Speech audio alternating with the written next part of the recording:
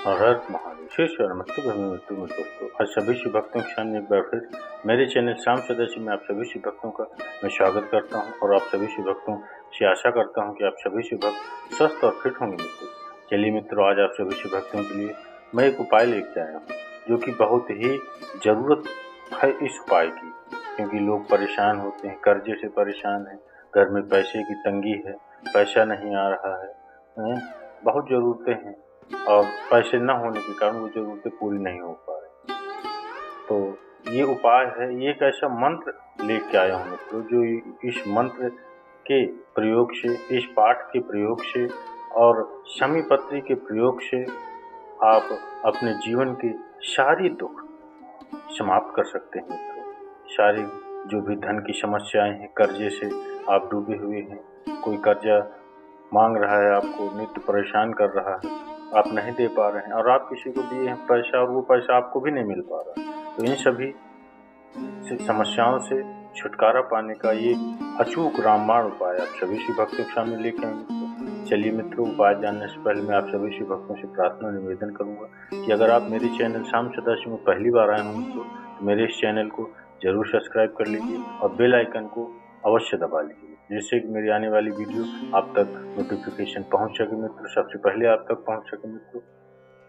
चलिए मित्रों, जानते हैं उपाय। और मित्रों, थोड़ा सा धैर्य रखना होगा आपको, क्योंकि ये वीडियो थोड़ा लंबा होगा, लेकिन जानकारी आपको पूरी मिलेगी और उपाय आपको पूरा उपाय जानकारी के तौर पर आपको मैं बताऊंगा, जो कि शिव महापुराण प्रदीप जी मिश्रा जी की कथा से संबंधित है। वहाँ से मैंने समझा इसको और आप सभी शिव भक्तों को समझाने का पूरा प्रयास करूँगा मित्रों। और आप मित्रों इस वीडियो को जितना ज़्यादा से ज़्यादा हो सके आपको शेयर करना है मित्रों, क्योंकि शेयर करेंगे तब कोई आप जैसा ही कोई दूसरा व्यक्ति भी परेशान होगा मित्र, तो उसको भी ये इस उपाय के माध्यम से अवश्य लाभ होगा मित्रों। चलिए मित्रों, चलते हैं वीडियो की तरफ मित्रों। शिव महापुराण की कथा कहती है मित्रों कि वैसे भी घर के अंदर जो शिवलिंग रखा जाता है वो छोटा होता है, 6 इंच के अंदर हो जाना चाहिए, बस इससे बड़ा शिवलिंग नहीं होना चाहिए मित्रों। एक हाथ को मुट्ठी बनाकर, एक मुष्टिका बांधकर अपने अंगुष्ठ को उठाकर पृथ्वी पर रखकर देखना, जितनी बड़ी हाइट होती बस उतना बड़ा घर में शिवलिंग, उतनी बड़ी घर में मूर्ति, उतनी बड़ी घर में पूजन मंडल में, अपने घर की पूजा वाणी में, अपने मंदिर में, अपने दिवाले में उतनी बड़ी मूर्ति होना चाहिए। ज़्यादा बड़ी मूर्ति होगी तो मंदिर जैसी सेवा चाहिए में, ज़्यादा बड़ी मूर्ति होगी तो मंदिर जैसी सेवा चाहिए। बस इतना याद रखें कि जो घर की मूर्ति हो वो पोली न हो मित्रों, पोली नहीं हो। घर में जो भी मूर्ति हो पोली ना हो, क्योंकि अगर घर में मूर्ति पोली होती है तो घर में आप कितना भी कमा लेना मित्रों, 1 रुपये कमाओगे 100 रुपये खर्चा वाला काम रहेगा मित्रों। घर में मूर्ति पोली नहीं होनी चाहिए। घर में पैसा नहीं दिखेगा, घर में लक्ष्मी नहीं टिकेगी। घर को पोला कर रखेगी, दिखने को तो बहुत रहेगा, खूब बड़ा परिवार है, खूब सारी फैक्ट्रियाँ चल रही, गाड़ी है, बंगला है, सब कुछ है, पर घर में देखा जाए तो कुछ है ही नहीं। बंद मुट्ठी लाख की, खुल जाए तो खाक की, है कुछ नहीं। तो नजर जरूर आए मित्रों। अगर घर में मूर्ति पोली है तो कई लोगों ने कमेंट्स किया, कई लोगों ने पूछा मित्रों कमेंट्स में कि हमारी मूर्ति पोली है तो इसका क्या करें।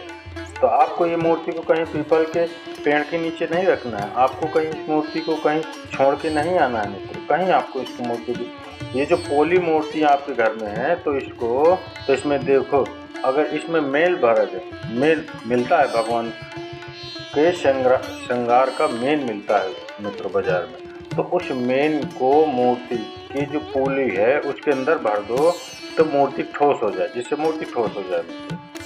पोली मूर्ति न रखो मित्रों घर में, और घर के अंदर जितनी भी मूर्ति रखो, घर के अंदर जितनी भी मूर्त आप विराजमान कर रहे हो, उस घर में जो मूर्ति है वो मूर्ति की आकृति छोटी रखो, जितनी छोटी होगी मित्रों उतना सुख देगी, उतना सुख।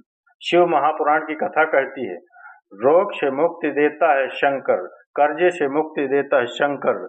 इसलिए आपको कहा था जिंदगी में आपको कर्जा बढ़ गए, बहुत कर बढ़ गए, बहुत रुपया देना है लोगों का, टेंशन पर टेंशन आ रहा है, कहीं किसी रूप में परेशानी आ रही, प्रशासनिक परेशानी आ रही, तकलीफें बढ़ रही हैं, तो एक काम करो मित्रों, एक काम, दारिद्र दुख दहन स्त्रोत का पाठ चालू कर दूं। दारिद्र दुख दहन स्त्रोत का पाठ का चालू कर दूं, जो शंकर का स्त्रोत है, शिव स्त्रोत। और शंकर का दुख दारिद्र दहन स्त्रोत का जब मनुष्य पाठ करता है, और फिर निवेदन करूंगा, अगर ज्यादा कर्जा है, कोई व्यक्ति आपका रुपया खाकर चले गया, बहुत टेंशन है, पैसा नहीं है, तो निवेदन है बहुत, अगर व्यापार नहीं चल रहा है, बहुत टेंशन में जिंदगी निकल रही है, गलत काम कभी मत करना, मेरे शंकर के शरण जाना, मेरे शंकर के शरण जाना। दुख दारिद्र दहन स्त्रोत का पाठ करना। शिव महापुराण की कथा कहती है, घी का दिया लगाइए, और घी का दिया लगाकर शमी की पत्तियों को, शमी पत्र को आपसे बन जाए 5, 7, 22, 11, 33, 44, 55, जितनी बन जाए, हाथ में लेकर जिस व्यक्ति से पैसा लेना है, व्यापार नहीं चल रहा, तो उसका स्मरण, कर्जा बहुत हो गया, शिव से स्मरण, दुख दारिद्र दहन स्त्रोत का पाठ करें। एक अनुभव अवश्य लें, पाठ करें। विश्वेश्वराय नर कारण तारनाय करनाय शशि शेखराय नारायण कर्पूरती भवलाल जटाधराय दारिद्र दुख दहन नाय नमः शिवाय दारिद्र दुख दहनाय नमः शिवाय। दुख दारिद्र दहन का स्त्रोत पाठ कर कर शंकर को शमी पत्र समर्पित कर कर, छोटा सा पाठ नेट पे निकालोगे, निकल आएगा, किताब भी बाजार में मिल जाएगी। किसी के पास जाकर मत रो, किसी के पास जाकर मत कहोगे कि मुझे रुपया उधार देते, कर्जा चुकाना है, टेंशन चल रहा है, व्यापार में कोई साथ नहीं देगा। धन होता है तो दुनिया तुम्हारी है, धन नहीं तो कोई तुम्हारा नहीं, कोई तुम्हारा, कोई साथ नहीं। आपने अनुभव किया होगा। तब मेरे शंकर की शरण में जाना, उससे निवेदन करना, दुख दारिद्र दहन स्त्रोत का पाठ करना, शमी के पत्ती शिव को समर्पित करना।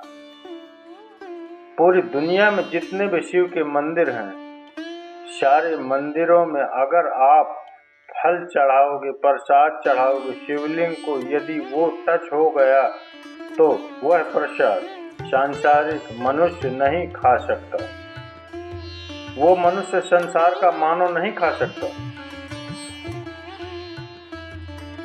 हाँ, दूर रखकर भोग लगा दिए तो पाओ, पर शिवलिंग को अगर कोई प्रसाद लग गया है, अगर शंकर के शिवलिंग को अगर कोई प्रसाद टच हो गया है, तो वह प्रसाद का मनुष्य नहीं पा सकते, भाग नहीं ले सकते।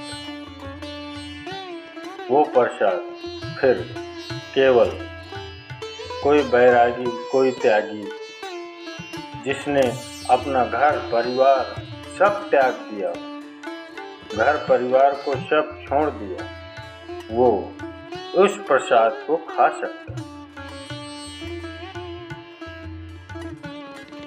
शिव महापुराण तो यहाँ तक कहती है, भगवान नाथद्वारी का प्रसाद आप 2-4 दिन रखो, श्री जी बाबा का प्रसाद रख लो, वेंकटेश बाबा का प्रसाद रख लो, सत्यनारायण भगवान का प्रसाद 2-4 दिन रख लो, तुम्हारी मर्जी पड़े, जिस प्रसाद का आप 4-5 दिन रखो, पर शंकर भगवान की पूजन का प्रसाद, शंकर का स्तमन का प्रसाद, भगवान शंकर का प्रसाद पूरी रात नहीं रखा जाए। जो लोग 16 सोमवार के व्रत करते हैं, संकट सोमवार का व्रत करते हैं, वो जानते हैं कि अगर संकट सोमवार में 16 सोमवार में अगर व्रत करा है, उसका कोई शंकर जी का प्रसाद है, चूरमा है, कोई बना हुआ प्रसाद है, तो वो रात भर नहीं रखा जाए। क्यों? भगवान का प्रसाद तो रख सकते हैं, पर शिव का प्रसाद रात भर नहीं। किस लिए?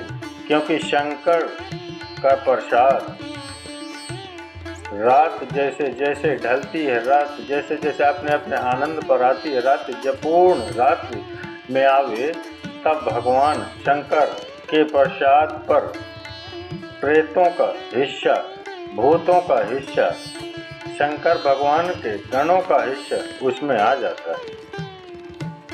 फिर वो सांसारिक मनुष्य के लिए नहीं रह जाता, फिर वो संसार वालों के लिए प्रसाद नहीं रहता। वो भगवान नंदी, श्रृंगी, भृंगी, भूत, प्रेत, परीत, इन सभी का हो जाता है। जितने भी हैं इन सभी का हो जाता है। वो प्रसाद का भाग उनके पास चले। वो प्रसाद का आपको कोई लक्ष्य तक तो नहीं। एक मां नर्मदा ऐसी है। पूरी दुनिया में कितने शिवलिंग हैं? पूरी दुनिया में जिस पर चढ़ा हुआ प्रसाद आप पर नहीं पा सकते, जिस पर चढ़ा हुआ प्रसाद आप नहीं पा सकते। बहुत ध्यान देना महाराज। कई कई मंदिरों में शंकर भगवान का अभिषेक होता है, शिव जी पे जल चढ़ता है, दूध चढ़ता है, दही चढ़ता है, पंचामृत चढ़ता है। लोग उसको एक बर्तन में झेल लेते हैं, पात्र में ले लेते हैं और लोटा भर भर के श्रावण के महीने में जो निकल के उसको एक लोटा भर भर के दे देते हैं। जो निकल कर जा रहा है उसको भर कर दे रहे हैं। कई लोग तो ऐसे होते हैं जो शंकर जी का अभिषेक मंदिर में करते हैं, तो जो पंचामृत निकल कर आता है उसको झेल कर जो अभिषेक करने वाले थे वो भी पी कर जाते हैं। पहले मंदिर के पंडित जी से पूछो एक बार, पुजारी से, पंडित जी ये बताओ यह कौन सा शिवलिंग है? जिस मंदिर में आप अभिषेक करने जा रहे हो, जिस मंदिर में आप पूजन करने जा रहे हो, जिस मंदिर में आप पाठ करने जा रहे हो, जिस मंदिर में आप आराधना करने जा रहे हो, पहले पंडित जी से पूछिए कौन सा शिवलिंग है। यदि ये नर्मदा के जल से निकला हुआ शिवलिंग है तो आप उस पर कुछ भी चढ़ाओ, खूब लूटा भर भर के पी जाओ। पर यदि ये नर्मदा के जल से नहीं निकला है, ये हाथ से निर्मित है, कहीं बाजार से खरीद कर लाए हो और तुमने उसकी स्थापना कर दिया, कोई हस्त से पाषाण को निर्मित कर कर बनाया गया है, तो फिर वो शिवलिंग तो है, पूजन तो हो रही है, पर उस पर जो चढ़ेगा वो भाग आप ग्रहण नहीं कर सकते, बिल्कुल नहीं ग्रहण कर सकते। उस पर जो चढ़ेगा वो भाग आप ग्रहण नहीं कर सकते। कि आप शंकर को जल भी नहीं चढ़ा सकते, आप शंकर को बेलपत्र भी नहीं चढ़ा सकते, आप शंकर को कोई धतूरा, कोई बेलपत्र, कोई शमी पत्र भी समर्पित नहीं कर सकते। तो शिव महापुराण कथा कहती है मात्र 4 चावल के दाने, एक मुट्ठी चावल भी नहीं, इतना भी चावल नहीं, केवल मात्र 4 चावल के दाने, और वो भी पूर्ण, खंडित नहीं, टूटे नहीं, 4 चावल के दाने बस हाथ की हथेली में रख लीजिए, शिव का स्मरण कर लीजिए, अपनी कामना कर लीजिए और भगवान शंकर को बचपन, जवानी, अधेड़ी और बुढ़ापा, ये चारों शिव को समर्पित कर दीजिए। सरस्वती को सर तूने दी, भगवान विष्णु को लक्ष्मी तूने दी, गणेश को रिद्धि सिद्धि दी तुमने दी, चोर को कुबेर तूने बनाया, भगवान कृष्ण के यहाँ संतान तेरे आशीर्वाद से हुई, राम जी लंका पर चढ़ाई तेरी कृपा से करे, तेरी कृपा बिना न हिले एक भी अणु लेते हैं, श्वास तेरी कृपा से तनु तनु।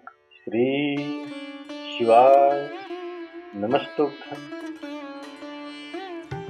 मित्रों, आपने अभी इस वीडियो के माध्यम से जाना मेरे बाबा त्रिकालदर्शी पूजन विधि, मेरे बाबा को क्या चढ़ा सकते हैं, कब चढ़ा सकते हैं और उसका सेवन पान कर सकते हैं या नहीं। इस सभी विषयों के बारे में आप सभी शिव भक्तों को जो भी मुझसे बन पड़ा, जो भी मैंने मिश्रा जी की कथा और अन्य पुराणों से समझा, जाना, वो आपको निचोड़ मैंने इस वीडियो के माध्यम से बताया है मित्रों।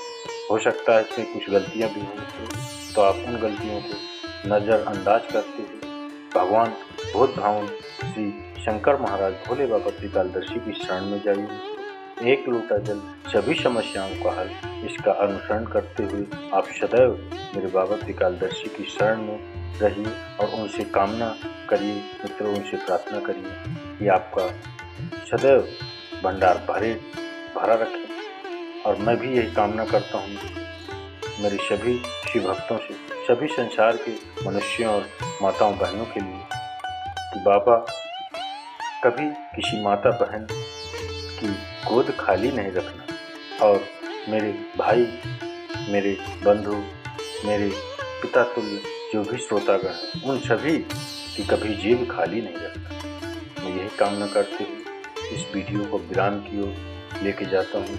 चलिए मिलते हैं अगले वीडियो, अगले उपाय, अगले जानकारी के साथ। तब तक के लिए मित्रों आपसे विदा लेता हूँ।